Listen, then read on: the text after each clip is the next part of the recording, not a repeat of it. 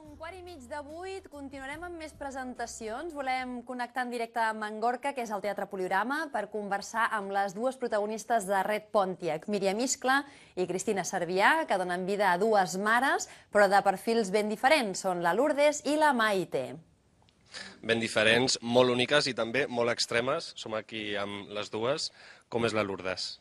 El meu personatge, la Lourdes, doncs, és una mare que no té gaires dubtes. Ella segueix unes pautes que serien potser les més comunes, les més reconeixibles, i és feliç amb el que fa, és feliç cuidant la seva criatura i estant a casa amb el seu home i muntant una família feliç tal com li han transmès, que són les famílies, l'estructura familiar clàssica, i n'està molt contenta. O sigui que tu series la mare de tota la vida, però la Maite és ben diferent. La Maite és d'una altra pasta. La Maite és una dona que està casada perquè estava molt enamorada, però el dels fills no és que fos l'objectiu de la seva vida. I va ser mare perquè la vida li va empènyer a ser mare, i ara té una mica de problemàtica amb la relació amb el petit, que ja té 4 anys. Molt bé, doncs aquests són els dos personatges, ja els heu conegut i ara veurem com interaccionen entre ells. Érem a dins l'emprovador. Jo amb el 2 peces, ell assegut al banquet, però en comptes de llepar el caramel anava arrossegant el pal. Jo me'l mirava i pensava, però què fot? Què fot? I anar arrossegant el pal, Llavors res, em vaig girar un momentet per veure com em quedava la faldilleta per darrere, i ell, sense encomanar-se ni a Déu ni al diable, em va clavar el pal del xupa-xupa al cul. El va arrossegar fins que va tenir un punxó. La dependenta va treure el cap. La faldilla foradada, jo amb sang a les cuixes i el pal del xupa-xup clavat a la galta del cul com una banderilla. La mala bèstia barrejant com si el mateix. Quin follon. I el pitjor de tot, els 5 dits de la meva mà marcats a la galta com una flamarada. És que em van dir de tot. Però què haces pegando a un crío? Que te vamos a denunciar, loca, que estàs loca. Es va muntar un sarau a la botiga del Zara, que no tornaré a entrar-hi mai més encara que hagi d'anar amb parracs. Ells juguen i què No, vols? nena, no. Ell es va construir una arma i em va atacar amb premeditació i alevosía.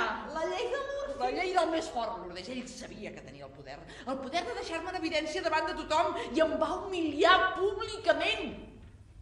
Vaig quedar com la maltractadora de nens número 1. Veus, jo això sí que no. Jo pagar-los, mai.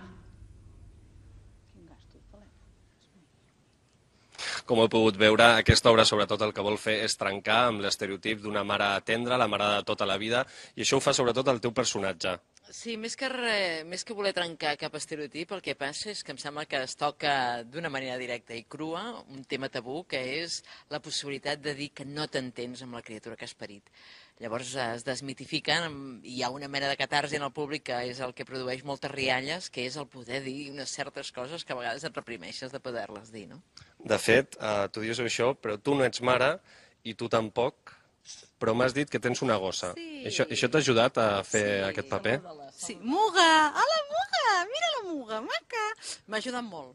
Sí, perquè la piloteta, el jugar al parc, tot això és comú. Això és comú, gossos i criatures. A banda que tenen un feeling, les criatures i les bèsties. Sí. I vosaltres no voleu ser mares? No, en els parcs es lliga amb els gossos, i amb criatures també es lliguen, Val a dir que hi ha molt de friqui passejant gos. Perdó, però hi ha una mica de friqui passejant. De fet, ara mateix som en un parc. No sé si vosaltres, sense gos i sense fill, heu lligat alguna cosa en aquest parc. No, nosaltres ens hem lligat entre nosaltres i hem fet molt bona maionesa.